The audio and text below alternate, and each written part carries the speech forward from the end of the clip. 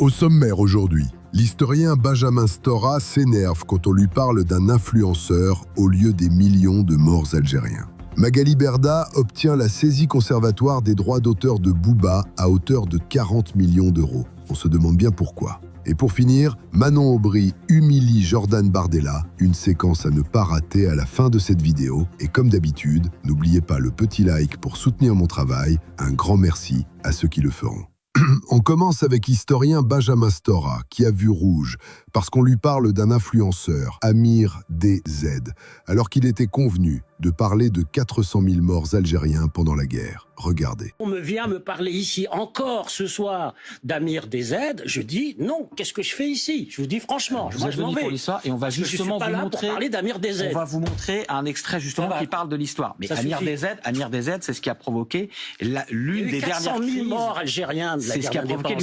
C'est une affaire politique à laquelle on assiste en ce moment. C'est une affaire très importante. Vous avez les essais nucléaires, vous avez les disparus de la bataille d'Alger. Ça, c'est des grosses affaires qu'il faudrait parler à la télévision française. Laurent Nunez, qui est en ce moment à Alger, on disait il est là avec une mission. Moi, je suis pas venu ici pour parler d'un influenceur. Il est là avec une mission technique. On a dit que c'est pas Laurent Nunez qui va reparler de la que vous voulez m'infliger en venant parler d'un influenceur. C'était pas du tout prévu. Quand on peut parler de tout. Encore une fois, on m'a pas téléphoné pour venir me parler de ça ce soir. On m'a téléphoné pour me dire est-ce que vous voulez venir parler des rapports d'histoire entre la France et l'Algérie, du traumatisme, des mémoires conflictuelles et la façon de se réconcilier avec ce pays. Voilà pourquoi je suis venu ce soir. Eh bien, vous êtes parlé d'un influenceur. On en parle ça.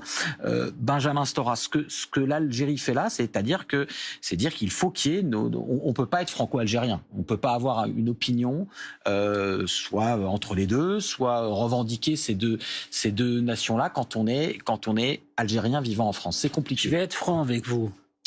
Vous dites qu'il y a des affaires, mais il y en a une qui est une drôle d'affaire pour laquelle Complément d'enquête m'a proposé d'être interviewé. Cette affaire, ça s'appelle 132 ans de colonisation. C'est pour ça que j'ai accepté d'aller à Complément d'enquête et qu'on m'a pas retenu. Et je vais vous poser des questions aussi sur il y a des affaires. Sur la mémoire, mais il y en a une qui est très grosse affaire.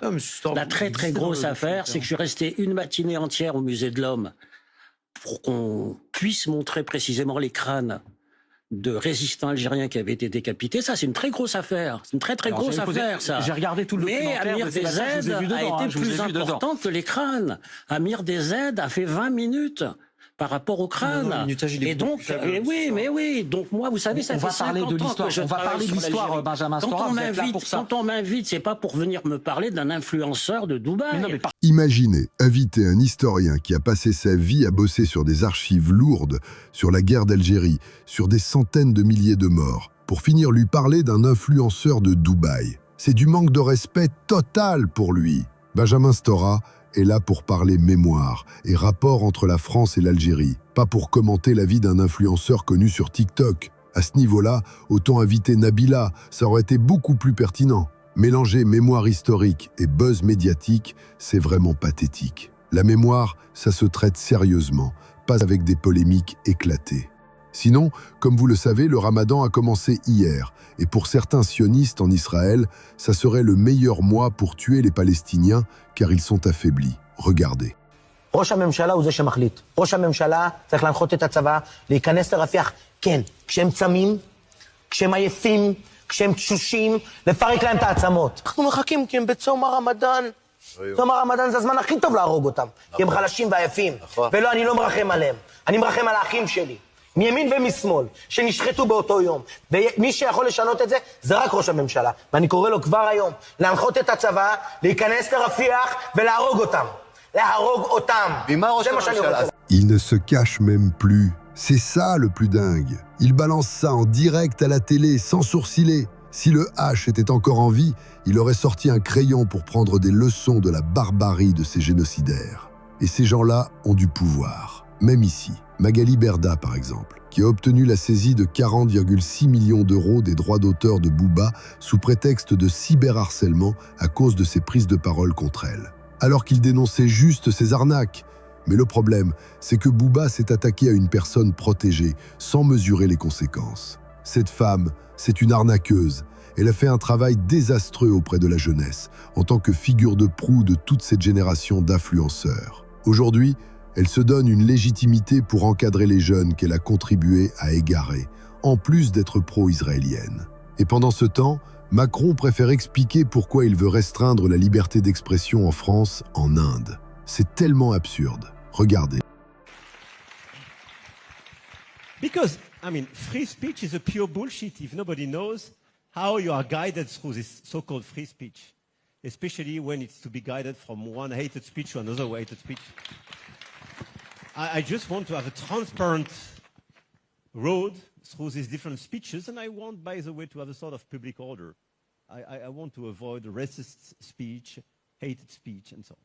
This is my point. And the third one. Ça ne m'étonne pas qu'il veuille limiter la liberté d'expression quand tu vois que 80% des Français exigent sa destitution immédiate. Il l'accuse de complicité de génocide en Palestine, d'avoir alimenté la guerre en Ukraine et d'avoir ruiné la France, ce qui est tout à fait juste. Ce type, avec son mépris du peuple, est en roue libre. Les contre-pouvoirs sont absents, et c'est ça le plus grave. Et au lieu de s'occuper des vrais problèmes, Macron préfère s'attaquer à Giorgia Meloni, qui a fait de la récupération politique après la mort du nationaliste Quentin. Regardez. Pas dans un face-à-face. Et quant aux autres commentaires politiques que je vois, je suis toujours frappé de voir que les gens qui sont nationalistes, qui ne veulent pas qu'on les embête chez eux, sont toujours les premiers à commenter ce qui se passe chez les autres. Que chacun reste chez soi et les moutons seront bien gardés. Ça, c'est pour Giorgia Meloni. Monsieur le Président, le président a été... C'est un énorme but contre son camp, là. C'est lui qui ose dire ça avec l'Ukraine? Lui qui s'immisce dans tous les problèmes internationaux, sauf ceux qui se passent en France? C'est lui qui ose dire ça? Il est vraiment culotté. Je ne suis pas fan de la politique de Giorgia Meloni, mais si Emmanuel Macron s'immisce partout, alors elle aussi a le droit de le faire. Sinon, à Marseille, Sébastien Delogu a confronté ses adversaires à la mairie à leur démêlés judiciaire. Regardez. Bonsoir tout le monde. Je veux, avant de commencer ce débat, avoir un hommage pour Quentin et sa famille. Je vais aller droit au but. Ici, présent, l'ancien maire de Marseille, qui n'a jamais été élu, qui est l'héritier d'un vieux système socialiste politique, dont les mises en cause sont délits pour favoritisme, dont il a des élus condamnés pour violence en réunion et pour triche électorale dont son acolyte Martine Vassal, elle aussi, mise en cause pour détournement de fonds publics et corruption, qui partagent les mêmes valeurs que le candidat d'extrême droite venu tout droit de Châteauneuf-les-Martyrs, qui lui aussi est mis en cause pour détournement de biens publics. Ces gens-là vont vous faire des promesses qu'ils ne tiendront pas. Et avec moi, c'est terminé. C'est terminé parce que nous avons un programme complet et cohérent, une équipe renouvelée et représentative. Et nous sommes enfin prêts à gouverner avec vous. Et j'imagine... On peut dire qu'il n'a vraiment pas perdu de temps. Ils traînent tous des casseroles. Ils se sont mis plein les poches. Ils défendent des idées racistes. L'autre, Martine Vassal, reprend carrément le slogan de Pétain. Et malgré ça, ils osent sourire et se présenter en faisant croire qu'ils sont légitimes. C'est lunaire. Sinon, sur BFM, le militant de la France Insoumise, Kevin, a remis à sa place le pseudo-patriote Maximilien, qui affirme que la LFI ne serait pas fière du drapeau français. Regardez. Et ce qui manque dans ce pays, c'est du patriotisme. Il n'y en a plus depuis que ces gens-là, LFistes, ont en permanence ce mot d'extrême droite. Ils ont que ce mot à la bouche. Extrême droite, extrême droite. Mais occupez-vous de vous d'abord, dans vos rangs à vous. D'accord ? Moi, je vote à droite, mais je ne suis pas extrême. Mais à un moment donné, patriotisme, quand on met des drapeaux français, on nous traite de fascistes. Mais vous allez aux États-Unis, vous avez des drapeaux américains partout. Espagne, pareil. Italie, pareil. Dans les manifestations de la France insoumise, on n'en voit aucun. Et précisément sur ce point-là. Et Kevin, qu'est-ce que vous disiez à Maxime? Moi, je l'ai dit, j'assiste au meeting de la France insoumise. J'ai été encore au point politique de Mélenchon hier. Il y a des drapeaux français dans les meetings, dans les manifestations. Toujours à répandre des fake news sur la France insoumise, alors que, comme il l'a dit, le drapeau français est partout, que ce soit dans les manifestations, dans les mairies, etc. Il faut arrêter cette caricature, comme quoi la gauche renierait le drapeau français. Ce n'est pas vrai. Sinon, on a eu aussi l'intervention de Corinne, qui apparemment avait honte parce qu'elle avait voté pour la France insoumise. Regardez. Même question pour Béatrice. Comment vous avez vécu les choses? C'est la question un peu... Voilà. Sidéré. Triste pour, pour les parents. Enfin, voilà, je suis maman aussi. Donc, et en fait... moi, je suis venue surtout pour dire que j'ai honte, parce que j'ai voté pour LFI. Et Vous êtes une électrice des J'ai été, malheureusement, et j'ai tellement honte, mais vraiment. Parce que là, ils ont dépassé un palier qui est... Enfin, voilà, on ne pourra pas revenir en arrière. Donc je ne sais pas ce qu'il faut faire, s'il faut dissoudre les filles, j'en sais rien. Mais vraiment, j'ai honte. Parce que depuis... Enfin, moi, j'ai voté, sans raconter ma vie, mais voilà, j'ai voté une première partie de ma vie à droite. Et puis, petit à petit, je suis passée à gauche, mais pour des idées, en fait. Pas pour quelqu'un. Je n'ai pas voté Mélenchon, j'ai voté son... Pour le programme des Insoumis. Voilà. Mais je l'ai regretté assez vite. Parce que c'est son comportement à lui qui est un peu dérangeant, en fait. Ses sorties, sa colère, sa rage. C'est dérangeant quand on est électeur, qu'on le voit, en fait, on se dit, waouh, c'est hyper violent. À l'Assemblée nationale, enfin, la dernière où on voit Léaumont qui descend en disant à M. Jacobelli, vas-y, descends. Waouh, Monsieur Chenu. Pardon, Antoine Léaumont, qui est député insoumis, qui a été sanctionné comme Laurent Jacobelli et un autre député du Rassemblement national. La sanction est tombée aujourd'hui, on en reparlera tout à l'heure. Moi, ce que je voudrais dire aussi, c'est que je n'oublie pas, voilà, il y a l'extrême gauche et il y a l'extrême droite. Hein. Les deux sont mauvais. Voilà, vraiment. Je vous présente Corinne, une citoyenne très déçue par la France insoumise. Enfin, pour être plus précis, Corinne est une citoyenne lambda sur à peu près tous les sujets de BFM TV depuis plusieurs mois. Regardez ici par exemple. Elle passe de la couleur fuchsia à gris pour pas qu'on la reconnaisse. Mais on se rend compte ou pas? Ils font même pas d'efforts pour se cacher un peu. C'est complètement assumé. Tous les médias en France actuellement poussent la narrative que LFI est devenu non pas l'équivalent des racistes d'extrême droite, mais carrément pire. C'est de la pure folie. Tout ça pour pousser le RN.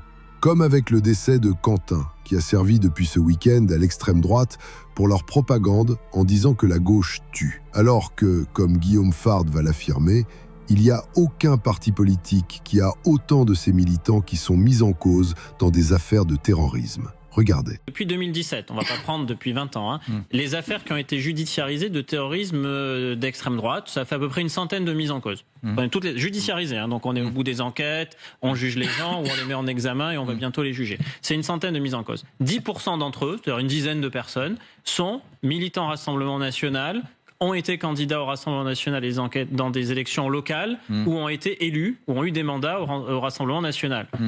C'est des affaires de quelle nature? Terroristes d'extrême droite. L'AFO, qui est l'Action des Forces Opérationnelles, qui est une organisation d'extrême droite qui visait notamment à empoisonner les produits halal dans les supermarchés en injectant des raticides. Vous me concéderez que c'est pas ce qu'il y a de moins violent ni de moins radical. Parmi ses membres, on trouve quelques cas de militants du Rassemblement National. Et j'ajouterais que c'est le seul parti politique qui a une telle accointance avec des organisations terroristes. Il y a un petit moment déjà quand même. Quand Marine Le Pen demande depuis 2017, c'est pas non plus la préhistoire. Donc LFI certes a un record, c'est d'avoir fait d'un fichier S un parlementaire. Il n'y a aucun parti politique qui a fait ça, je le reconnais très volontiers. Mais de l'autre côté, il n'y a aucun parti politique qui a autant de ses militants qui sont mis en cause dans des affaires de terrorisme. Bizarrement, le MoDem, ça pousse moins vers le terrorisme. On n'a trouvé qu'un seul cas quand on fait cette recherche. Mais le Rassemblement National, il y a quand même cette accointance-là. Donc après, vous pouvez dire on a changé, on les exclut tous, on est pour leur radiation, mais il n'en demeure pas moins que dans les mises en cause, quand on fait le décompte, c'est chez eux qu'il y en a le plus. Eh oui, la vérité fait mal à entendre. Et après on nous dit que c'est la France insoumise qui tue. C'est étonnant de voir qu'on applaudit un journaliste qui fait simplement son travail. On est tellement habitué aux propagandistes qu'on en vient presque à être surpris quand un journaliste se contente de rappeler les faits. Et un de ceux qui entretient ce récit, c'est la coquille vide, Bardella, pardon, qui affirme que Raphaël Arnault n'a jamais eu sa place à l'Assemblée nationale. Regardez. Je considère que Raphaël Arnault, mais c'est une conviction personnelle, puisqu'il a été élu par les habitants de sa circonscription, n'a jamais eu sa place à l'Assemblée nationale, que l'attitude, l'action qui a toujours été le sien, n'a jamais démontré une volonté de faire avancer le pays sur le plan démocratique, mais de l'enfoncer dans l'insurrection, dans la violence et dans l'outrance à l'égard de l'intégralité de ses opposants politiques. Et je crois que la décence devrait, au regard de ce qu'il s'est passé et de sa responsabilité, si toutefois elle est avérée de manière directe, elle l'est en tout cas de manière morale et politique, engagée à se retirer, à démissionner bien sûr de son poste de député. Celle qui répond le mieux à Bardella, c'est Manon Aubry, qui a dit sur Twitter tandis que Jordan Bardella n'a jamais trouvé sa place au Parlement européen. Est-ce qu'il mérite vraiment sa place même? À chaque fois qu'il y est allé, il s'est fait détruire, soit par Macron ou bien par la vice-présidente du Parlement parce qu'il ne connaissait pas le règlement.